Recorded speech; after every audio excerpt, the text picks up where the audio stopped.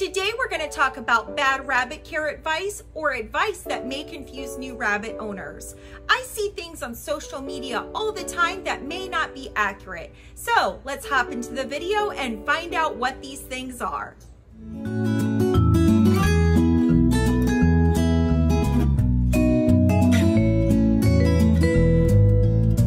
Welcome, Bunny Gang. For those of you who don't know me, my name is Tiffany. I'm a bunny educator and I rescue bunnies. I'm joined today by our bunny Diamond. We will bring you fun and informative bunny videos each week. So to see cute bunnies or just get tips to be a better bunny parent, make sure you subscribe to our channel right now. So one thing that I've seen a lot of on social media and some other YouTube channels and comments that I have is that if bunnies aren't free roaming, then you're not providing them the correct life. Not all bunnies can free roam unsupervised. Even if you're bunny proofing properly, some bunnies are more destructive than others. It may just not be possible for your bunny to safely free roam unsupervised. And that's okay, because there are other alternatives that you can provide for your bunny. One of my favorite pieces of advice that's circulating online lately is that bunnies drinking out of bottles will get dehydrated. And this is just not a correct fact. Now, it is correct that it is more natural for a bunny to drink out of a bowl than a bottle, but it doesn't mean that bunnies cannot drink out of bottles and get enough water. Now, all you have to do if you decide to use a bottle is monitor the amount of water that your bunny is drinking out of that bottle and make sure that they are getting enough water.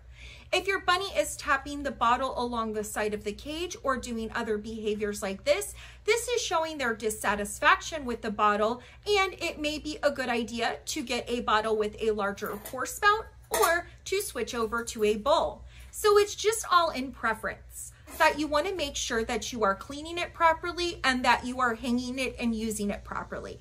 I'm going to link a video right here in the iCards above to a video from the Urban Bunny that has a series all about water bottles versus water bowls. It has a lot of great information and facts about water bottles and water bowls and what the differences are and if it's safe or not to use a bottle. The next piece of bad advice I've heard is that bunnies cannot live in homes with other animals. And this is not true. This depends on the personality of your bunny and your other pet, but bunnies can cohabitate in homes with other animals quite successfully.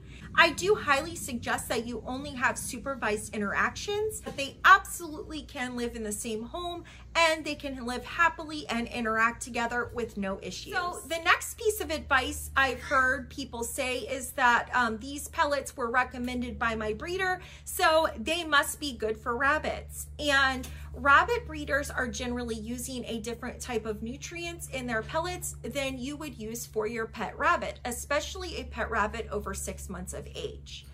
Rabbit breeders are usually using a Purina or other show quality pellet that has alfalfa base, and it's higher in calories and protein and lower in fiber.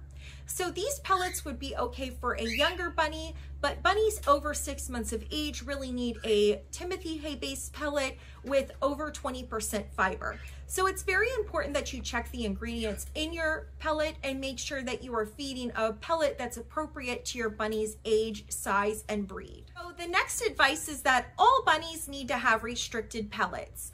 Now this is kind of something that's confusing to new bunny owners because they don't realize that baby bunnies have a different diet. So if you don't know that, you're under the impression that you're supposed to restrict the pellets for a baby bunny. Baby bunnies, according to some experts, can have unlimited pellets, and other experts say you should still not give them too many pellets, but they definitely need to have a substantial amount compared to an adult bunny.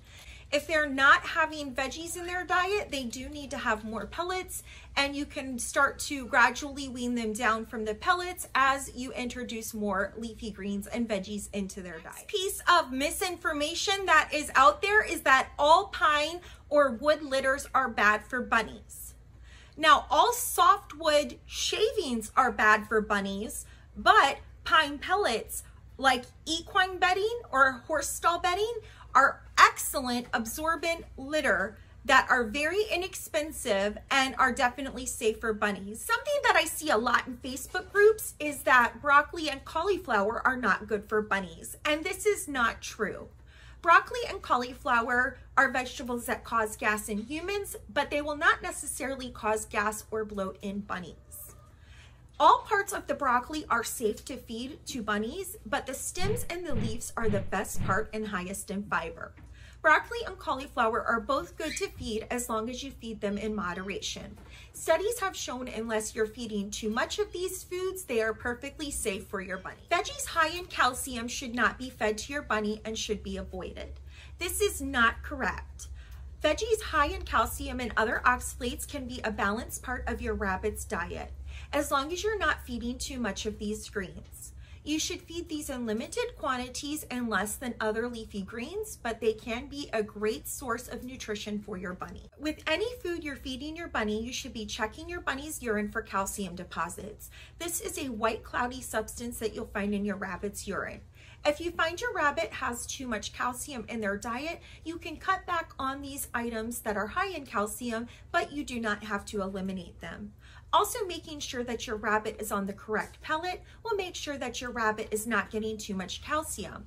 Alfalfa-based pellets are higher in calcium than a grass, hay, or timothy-based pellet. This just goes to show you can't believe everything you hear when it comes to bunny care. What works for one bunny may not work for another. And just because something didn't work for a bunny doesn't mean that it can't work for yours. It's important that you go to reputable sources for your bunny care information. The House Rabbit Society is a very reputable source that I like to go to, and it has a lot of great bunny care information. What's most important is that you use your best judgment and do what's best for you and your bunny. If you can free roam your bunny, that's great. Just make sure you're properly bunny proofing and that your bunny is safe. If you can't free roam your bunny, that's okay too. There are a lot of great housing ways that can work for your bunny, and your bunny can have a happy and fulfilled life. If you like this video, make sure you subscribe to our channel and press that bell notification so you don't miss out on other great bunny care videos like this one. Thanks for joining us, and don't forget to share the bunny love. We'll see you next time.